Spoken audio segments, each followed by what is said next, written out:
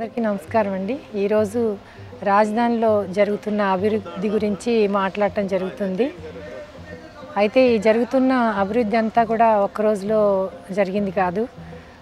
మన ప్రభుత్వం ఏర్పడిన తర్వాత గౌరవ ముఖ్యమంత్రి వర్యులు శ్రీ నారా చంద్రబాబు నాయుడు గారు రైతుల్ని భూ సమీకరణ కింద భూమి ఇవ్వమని కోరటం, అప్పుడు రైతులందరూ కూడా ముఖ్యమంత్రి గారి మీద ఉన్న అపారమైన విశ్వాసంతో భూమిని ఇవ్వటం, ఆ తర్వాత అనేక రకాలుగా ఆలోచించి ప్రపంచ స్థాయి రాజధానిని నిర్మించాలని చెప్పి మంచి ప్లానింగ్ చేసి సీఎం గారు ఇవన్నీ కూడా నిర్మించడానికి ఏర్పాటు చేశారు.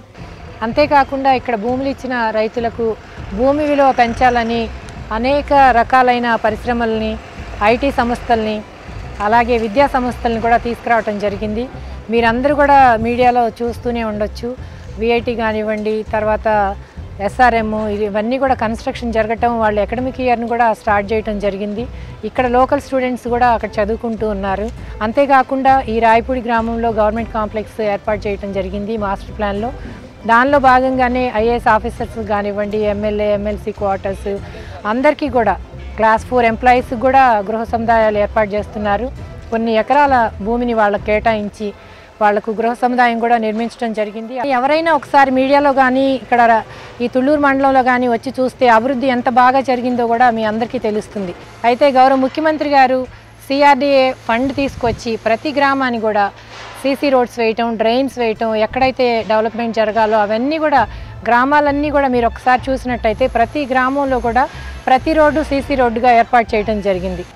కాబట్టి ఈయన ప్రపంచంలో ఎక్కడికి వెళ్ళినా కూడా చంద్రబాబు నాయుడు గారి మీద ఒక విశ్వాసం ఉంది. ఈయనైతేనే ఏదైనా చేయగలరు. ఈ ఆంధ్రప్రదేశ్లోకి వచ్చి నవ్యాంధ్రలో వచ్చి ఒక కంపెనీ పెడితే మనకు మంచి అభివృద్ధి ఉంటుంది అని చెప్పి నమ్మకంతో అన్ని పారిశ్రామిక రంగాలు కూడా మనకు వస్తున్నాయండి.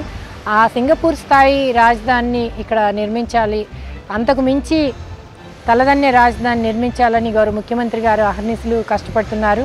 ఈ రాజధాని ఒక్కటే కాదు, ఆంధ్రప్రదేశ్లో ఉన్న ప్రజలందరూ కూడా ఆనందంగా ఉండాలి.